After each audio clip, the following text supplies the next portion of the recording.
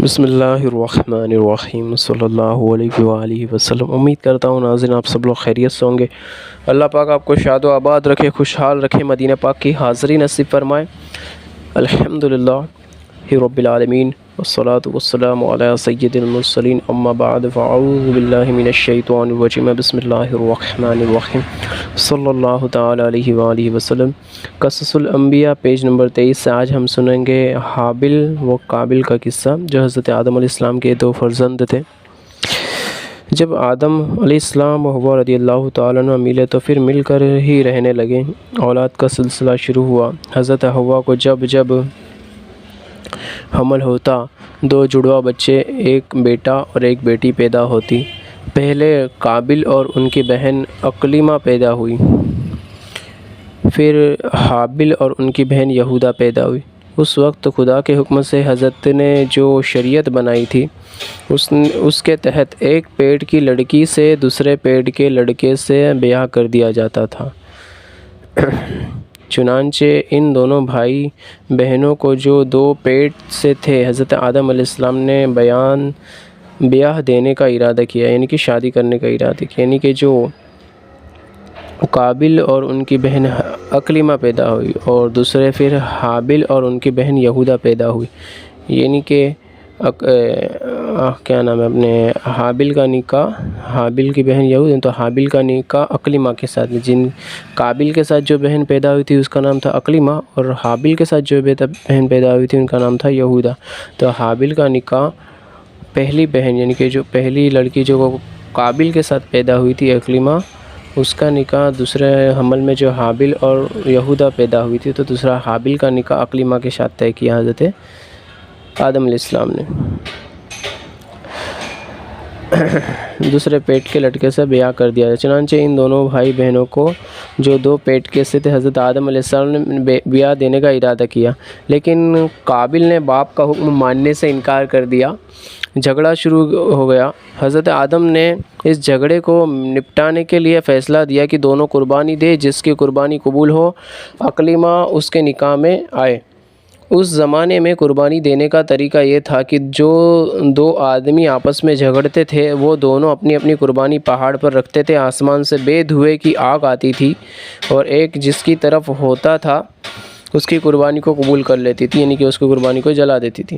جب دونوں بھائی اس فیصلے پر راضی ہو گئے تو حابل نے ایک موٹا سا مینڈھا اپنے گلے میں سے جدا کیا اور قابل ایک ٹوکرا گیہوں کا لے جا کر رکھایا۔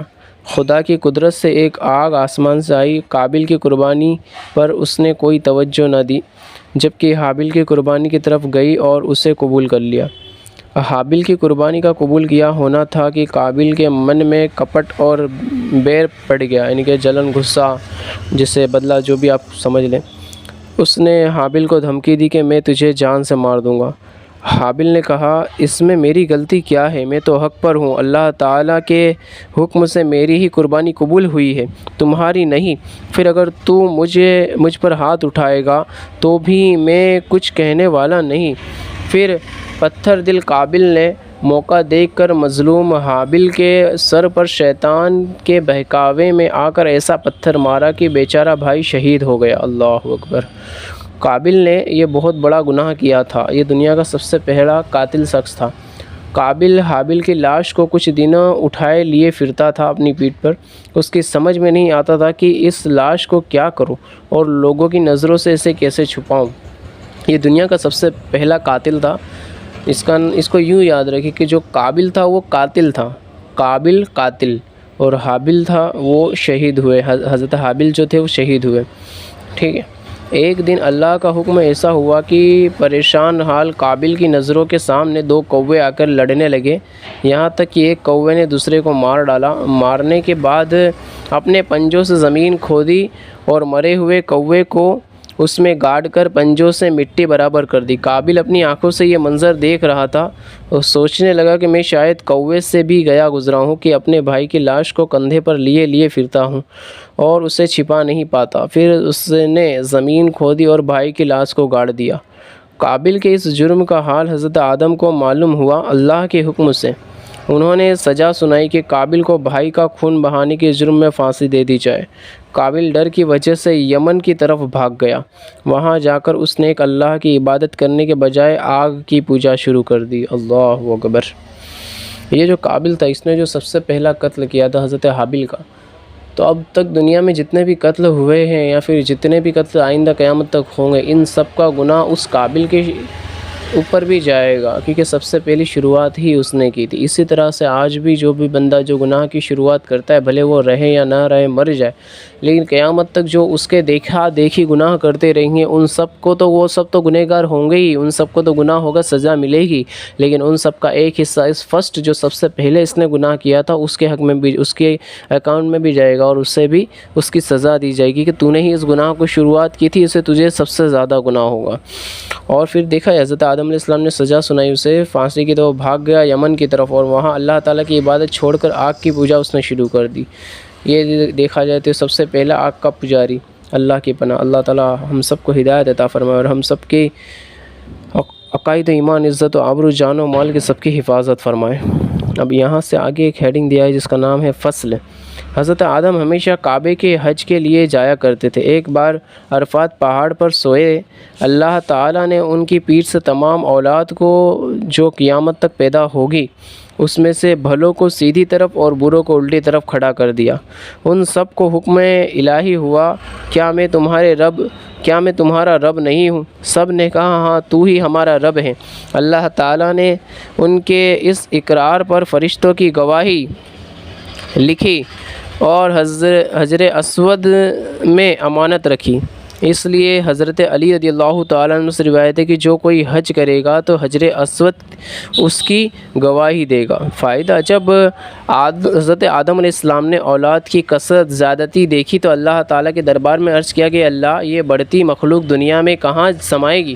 ارشاد ہوا یہ ٹھیک ہے کہ دنیا میں نہیں سمائے گی، اس لیے میں ان کی قدرت سے، یعنی کہ میں اپنی قدرت سے کچھ ہی کو زمین پر رکھوں گا، بہت سے تو مرنے کے بعد زمین میں دفن ہو جائیں گے، کچھ کو باپوں کی پیٹھ میں رکھوں گا اور کچھ کو ماؤں کے پیٹ میں جگا دوں گا۔ فائدہ، حدیث پاک میں آیا ہے کہ اپنی نسل میں سے ایک جوان پر جو سیدھے ہاتھ پر تھا، جب حضرت آدم کی نظر پڑی تو دیکھا کہ وہ ہے تو بہت خوبصورت لیکن روتا چلا جا رہا تھا۔ حضرت آدم نے جبرائیل سے پوچھا کہ یہ کون ہے؟ کہا ایک جوان ہے جو تمہاری اولاد میں سے ہے، نام حضرت داؤد ہے، جو پیغمبر ہے اور اللہ کے یہاں جو بے حد مقبول ہیں۔ ان کا رونا صرف چک کی وجہ سے ہے جو ان سے ہونے والی ہے۔ حضرت آدم نے پھر پوچھا ان کی عمر کتنی ہے؟ کہا 60 برس۔ حضرت آدم نے قبلے کی طرف منہ کر کے دعا کی کہ اللہ، میری عمر تو نے 1000 برس مقرر کی ہے، 40 برس میری عمر میں سے اس کو دے دے۔ خدا نے یہ قبول کر لی۔ جب حضرت آدم کی عمر کے 960 برس پورے ہو گئے اور عزرائیل علیہ السلام روح قبض کرنے آ پہنچے تو حضرت آدم نے فرمایا کہ ابھی تو 40 سال عمر باقی ہے۔ حضرت عزرائیل نے کہا یہ 40 برس تو عہد کے دن آپ نے حضرت داؤد کو دے دیے ہیں۔ حضرت آدم کو یہ بات یاد نہیں تھی، اسی وجہ سے انہوں نے انکار کر دیا۔ یہ الگ بات ہے کہ بعد میں اللہ تعالیٰ نے ان کی عمر پوری کر دی، لیکن ساتھ ہی تمام ہی آدمیوں کو یہ حکم ہو گیا کہ آگے لین دین اور معاملوں میں گواہوں کے ساتھ لکھا پڑھی ہو جائے کرے، تاکہ کوئی اپنے لکھے سے انکار نہ کر سکے۔ جب حضرت آدم بہت زیادہ بیمار ہوئے تب ان کو جنت کے میووں میں سے بڑی خواہش ہوئی۔ ابھی جیسا کہ یہاں تک ہم نے چنا، اس میں سے کسی کو کوئی مسائل ایسا لگے کہ نہیں یار ایسا کیسے ہو سکتا ہے تو علماء اکرام سے رجوع کریں۔ یہاں جو لکھا ہوا میں ورڈ ٹو ورڈ پڑھ کے سنا رہا ہوں، ٹھیک ہے۔ حضرت آدم بہت زیادہ بیمار ہوئے تب ان کو جنت کے میووں کی بڑی خواہش ہوئی۔ انہوں نے اپنی اولاد سے جنت کے میوے لانے کے لیے کہا بھی۔ وہ جب باہر نکلا تو دیکھا کہ جبرائیل اور کئی فرشتے جنت سے کفن اور خوشبو ساتھ میں لیے آئے ہیں۔ اولاد نے آدم کی خواہش کا ذکر ان سے کیا۔ حضرت جبرائیل علیہ السلام نے فرمایا کہ ہم اس لیے آئے ہیں کہ ان کی خواہش پوری کی جائے۔ اس کے بعد حضرت آدم نے حضرت حوا اور لڑکوں سے فرمایا کہ تم سب یہاں سے جاؤ اور مجھے اب فرشتوں پر چھوڑ دو۔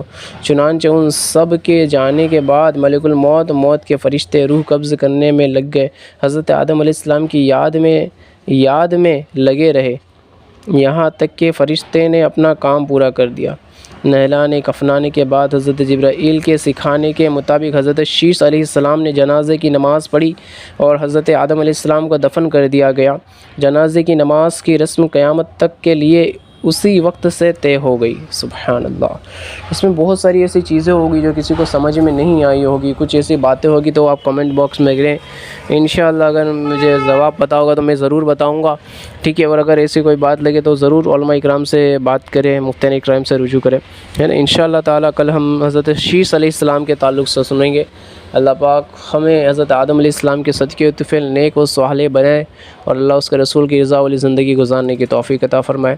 دعا خیر میں یاد رکھیں۔ جزاک اللہ خیرہ۔ اللہ حافظ۔